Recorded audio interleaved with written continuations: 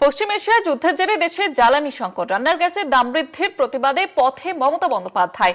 College square থেকে ডোরিনা crossing পর্যন্ত মিছিলে মুখ্যমন্ত্রী মমতা বন্দ্যোপাধ্যায় তিনি হাঁটবেন, সঙ্গে থাকবেন অভিষেক বন্দ্যোপাধ্যায়। পশ্চিম এশিয়ার যুদ্ধের আবহে দেশজুড়ে যে তীব্র জ্বালানি সংকট তৈরি হয়েছে, মুখ্যমন্ত্রী মমতা বন্দ্যোপাধ্যায় তিনি এর আগেও কটাক্ষ করেছিলেন কেন্দ্র সরকারকে, এর আগেও সরব হয়েছিলেন। এবার পথে নামবেন মুখ্যমন্ত্রী মমতা বন্দ্যোপাধ্যায়, তার সঙ্গে থাকবেন অভিষেক বন্দ্যোপাধ্যায়। কলেজ স্কোয়ার থেকে ডোরিনা ক্রসিং পর্যন্ত মিছিলে হাঁটবেন মুখ্যমন্ত্রী, তার সঙ্গে হাঁটবেন অভিষেক বন্দ্যোপাধ্যায়ও।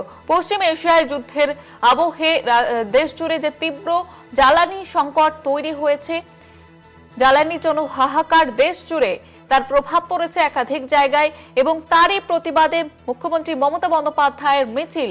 হাঁটবেন মুখ্যমন্ত্রী মমতা বন্দ্যোপাধ্যায়, তার সঙ্গে থাকবেন অভিষেক বন্দ্যোপাধ্যায়ও। আমাদের সঙ্গে টেলিফোন লাইনে রয়েছেন আমাদের প্রতিনিধি দেবাশিস সেনগুপ্ত। দেবাশিস, জ্বালানি সংকটের প্রতিবাদে এবার মুখ্যমন্ত্রী মমতা বন্দ্যোপাধ্যায় তিনি মিছিলে হাঁটবেন, ঠিক কি জানা যাচ্ছে?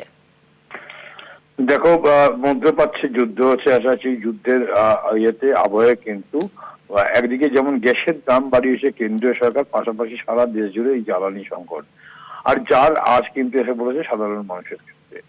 তৃণমূল কংগ্রেস সুপ্রিমো মমতা বন্দ্যোপাধ্যায় এর আগেই কিন্তু প্রতিবাদে সরব হয়েছিল, যেভাবে গ্যাসের দাম বাড়ানো হয়েছে এবং পরিষ্কার যে যুদ্ধের পরিস্থিতিকে মাথায় রেখে অজুহাত করেই গ্যাসের দাম বৃদ্ধি করা হয়েছে। এবং এই অপরিকল্পিত সিদ্ধান্তের ফলে দেশের মানুষকে রীতিমতো হয়রান হতে হচ্ছে। একদিকে মধ্যবিত্তের জ্বালানির যেমন খরচা বাড়ছে, পাশাপাশি রীতিমতো আকাল দেখা দিয়েছে এবং হঠকারী সিদ্ধান্তে যেভাবে হঠাৎ করে লগ ইন পিরিয়ড বাড়ি বেঁধে দেওয়া হলো যে 25 দিন, এবং পরবর্তীকালে দেখা গেল যে শহর অঞ্চলে 25 দিন এবং গ্রাম অঞ্চলে 45 দিন যে লগ ইন পিরিয়ড করে দেওয়া হলো। তাই এর মাঝে সময় মানুষের যদি প্রয়োজন হয় তারা গ্যাস পাবে কি করে?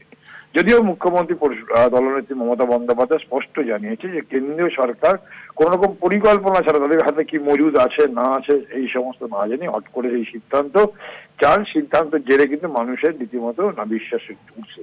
ইতিমধ্যেই দেশে সারা দেশে কিন্তু বিভিন্ন ক্ষেত্রে দেখা গিয়েছে যে সেক্ষেত্রে একটা জ্বালানির সংকট দেখা দিয়েছে। কোনো কোনো জায়গায় ছাত্রাবাস থেকে শুরু করে কোনো জায়গায় বা সেখানে স্কুলের মিড ডে মিল বন্ধ হতে চলেছে, এবং এর জন্য মূল দায়ী করা হয়েছে কেন্দ্রীয় সরকারকে এবং তাদের অপরিকল্পিত সিদ্ধান্তে।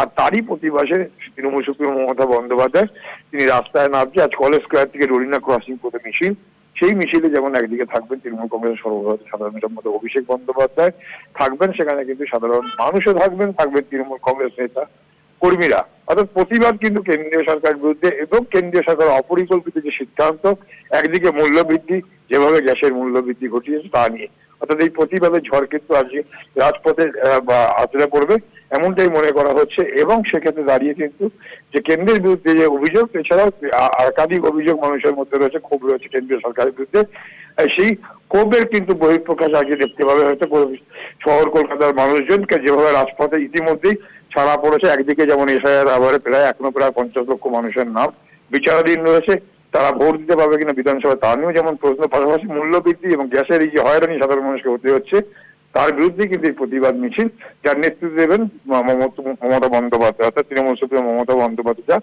পূর্ব ঘোষিত কর্মসূচি। ধন্যবাদ জানাবো দেবাশিস।